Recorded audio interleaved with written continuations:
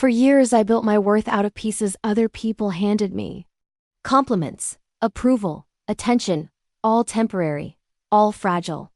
I didn't know who I was without a mirror reflecting me back. I said yes when I wanted to say no, smiled when I was crumbling, pretended calm while burning inside. I confused peace with silence, loyalty with obedience, love with endurance. Everyone praised my patience, but patience cost me years. I became the girl who could fix anything for everyone except herself. It started in childhood, really. I was the dependable one, the problem solver, the listener. My parents argued quietly behind politeness, and I learned that keeping the peace was more important than being honest, so that became my pattern. I made myself invisible to be accepted, agreeable to be loved. And by 25, I was exhausted, but couldn't even explain why. On paper, I was successful, good job, kind boyfriend, supportive friends, but inside I felt counterfeit. I was constantly analyzing every word I said, every reaction I got, every silence I filled.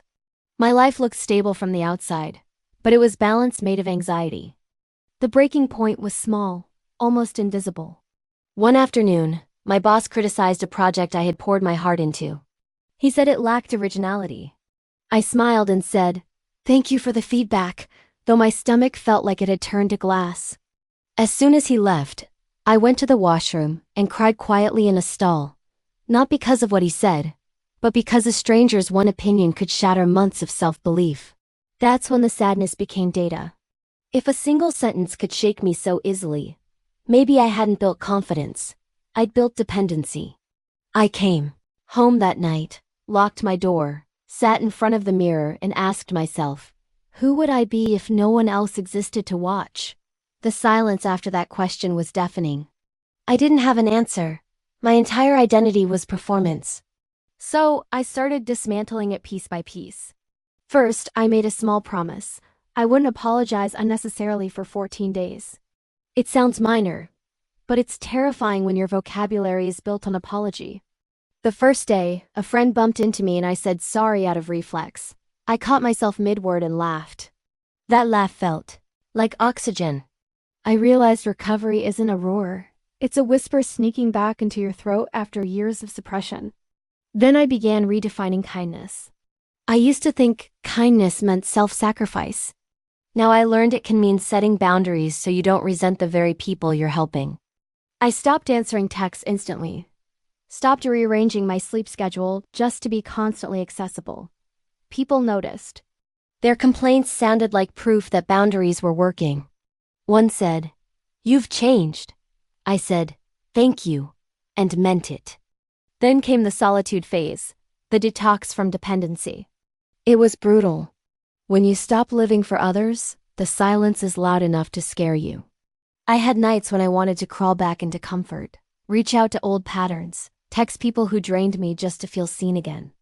But loneliness isn't punishment, it's preparation. It's the rehab for people pleasers. And in that quiet, something miraculous happened.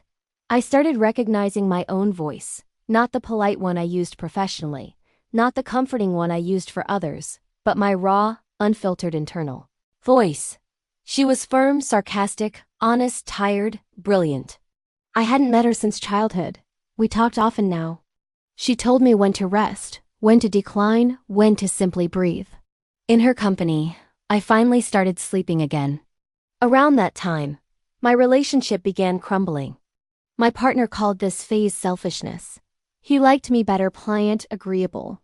When I asked for emotional connection instead of constant distractions, he accused me of being ungrateful. The old me would have carried the blame and tried harder to please him. The new me went quiet, packed my dignity, and left. I walked out one evening with only my essentials and years of lessons. It wasn't anger, it was awakening.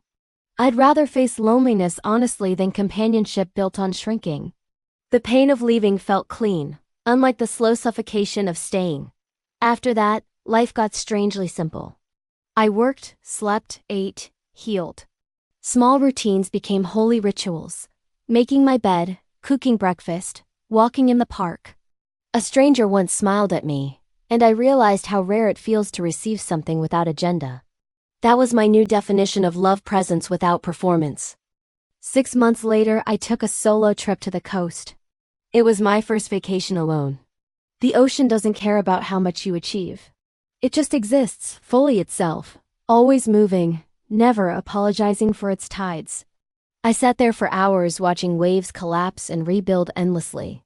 That's when it hit me, maybe that's what healing is, not avoiding the crash, but knowing you'll rise again after it. That evening, I wrote in my journal, "I am enough, even when unfinished." That sentence became my anchor. Back home, I rebuilt my world with new rules. Rule 1, my worth is not negotiable. Rule 2, silence is not weakness when it's chosen. Rule 3, validation is optional, peace is not. I changed my workspace. I realigned my friendships.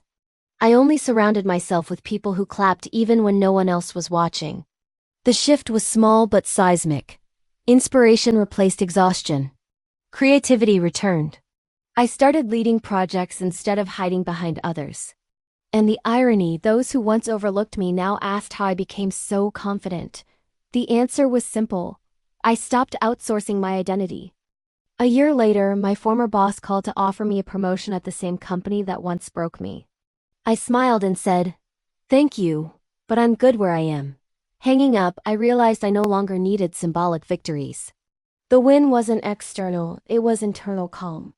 That's the real success story. When peace becomes your preference over applause. Now, whenever doubt creeps in, I revisit the moments that built me. The quiet rejections, the nights of overthinking, the mornings I forced myself to get up despite emotional heaviness.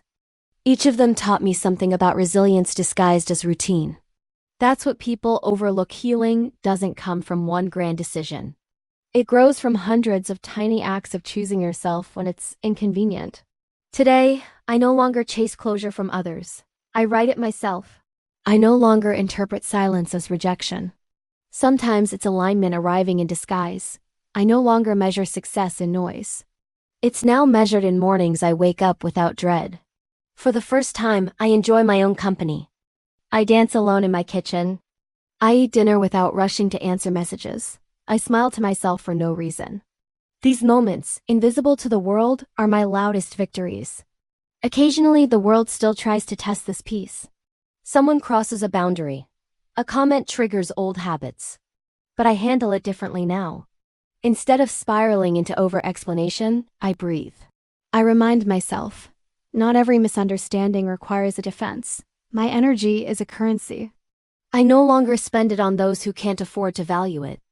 The funny part is, when you finally accept that you're enough, you attract people who see you that way naturally. I've met new friends who love without agenda, clients who respect without manipulation, moments that feel like breathing after years underwater. Success feels lighter now, almost secondary to serenity. Every achievement means more because I didn't compromise myself to earn it. Sometimes I still think about that younger version of me, the one who begged for acceptance like it was oxygen. I want to hold her face and whisper, "You were already worthy before anyone noticed," because worth isn't a finish line. It's the ground you've always been walking on. It just takes time to realize none of your scars disqualified you, they certified you. So to whoever's listening, if you're tired of hustling for permission to exist, stop. You don't owe proof of value to anyone. The world benefits most from people who've stopped pretending. Your softness isn't weakness. Your boundaries aren't arrogance. Your voice doesn't need volume to be valid. When you finally make peace with the fact that being you is already enough, everything aligns differently. Energy stops leaking toward people who misunderstand you. Time feels slower. Air feels lighter. Life begins. I finally realized I am enough, not because anyone told me, but because I looked at every scar, every failure, every version of myself I tried to abandon and said, "You all made me who I am." That acceptance was louder than any applause I've ever chased. Now, I don't need to be chosen because I've already chosen myself. If my story found you, please like and subscribe. And remember, being enough isn't something you become. It's simply something you stop denying.